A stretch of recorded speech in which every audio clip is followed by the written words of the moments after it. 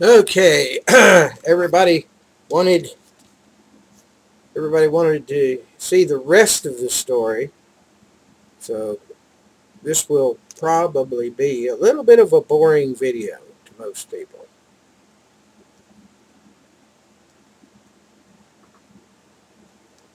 Anyhow, here we go. Homemade cart. I thought it was $40, but the time I added the tire and those PVC pipe and the little links on the PVC pipe, probably got about 60, maybe $70 in this cart. Now that's not including the harness that goes on the horse. Now I got that a while back.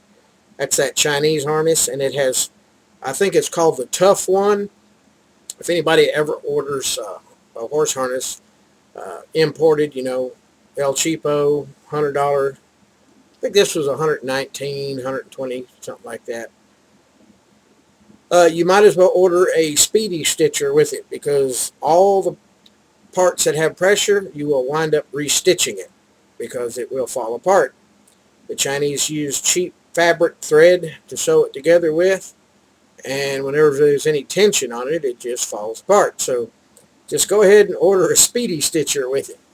Once you get everything restitched, you might have a fairly decent harness, because the nylon strapping is pretty heavy duty stuff, but the stitching to hold it all together is cheap cotton thread, and it's not suitable for something that has the pressure of a horse yanking on it all the time. Anyway, here we go. All that basically is an old bicycle and an old wheelchair that the front end of it was, what we did is we got some scrap iron and well, I guess you call it channel iron, and we welded a square in the front, and there's two bars in the front of it that the two pieces of the bicycle go, and I wanted it where I was leaning back slightly in the wheelchair for two purposes. One, comfort. Second, it makes as you see at the end of the video, and you've seen in the video I did the other day, it keeps your head further away from the bucking, kicking horse, because even though everybody thinks it's funny, I mean, it's not the first time I flipped it over. The first time I flipped it over was a couple of days before this video was shot, and I wanted to see just how fast I could go without flipping it over. And well, let's put it this way. This is not a high-speed machine. However, I did flip it in the grass, and it was rough and everything, so it would be a little more stable on the road,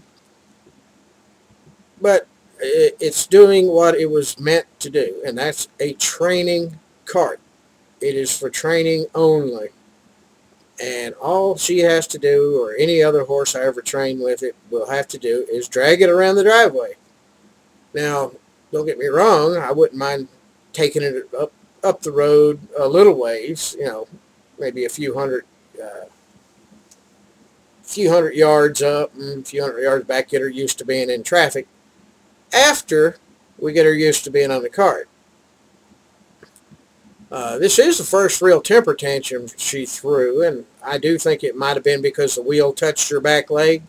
She's sensitive on the back leg, so I will be hauling her around, and I'll have to get me a big old stick, and while I'm riding, I will have to try to tap her on her back legs to get her used to being touched back there. You got to remember, this horse has a blinder on, or a blinker. She can't see nothing going on behind her, so she just freaked out when something touched her. And also, you have to understand, for you non-horse people, a horse isn't really full grown until it's 4 years old. And this one here is just not even 2 years old yet. So, for being less than 2 years old, she is far exceeding my expectations. And as you see right here, we're going to do a quick turnaround like it would,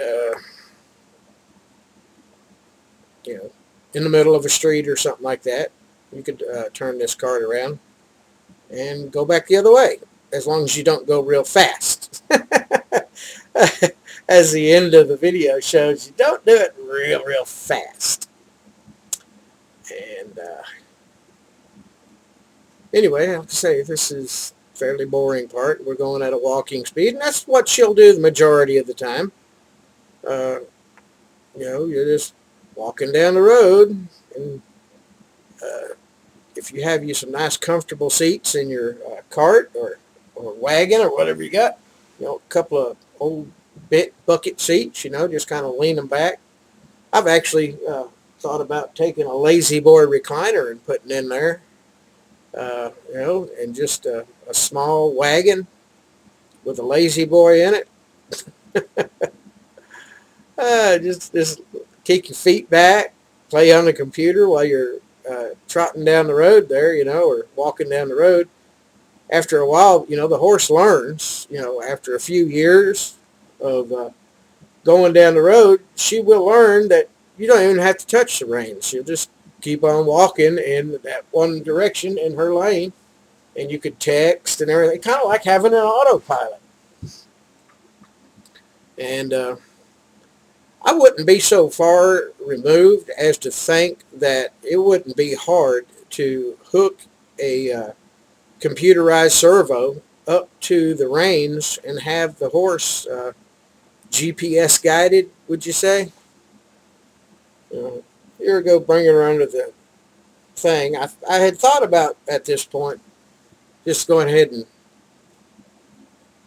you know, quitting for the day, but no, everything was going too good. I had to keep going.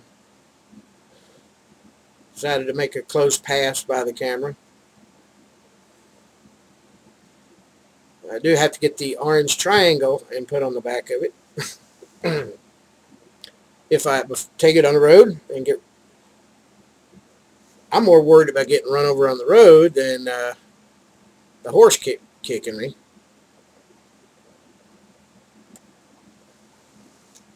But it was a learning experience for her too, and she'll probably, you know, next time I pull it and something touches her leg, she won't freak out as bad. She'll say, "Oh, hey, wait a minute, we've already been through this. This is not a, you know, no big thing, you know." But of course, I will be riding her, and I'll be swatting, not really swatting at her legs while I'm driving her, but I'll be tapping it like with a buggy whip, you know. Just kind of tap her on her hocks and stuff while I'm riding, so she gets used to, you know, just because something touches her legs is not a reason to freak out. You know, I need a stick long enough where I could tap her front legs and rub all up and down her backside while we're going down the road, and her not, you know, trip out. You know, heck, who knows? She could be walking down there and a bee sting her. You don't want her to freak out because a bee stung her, you know. But that comes with age, too, age of the horse.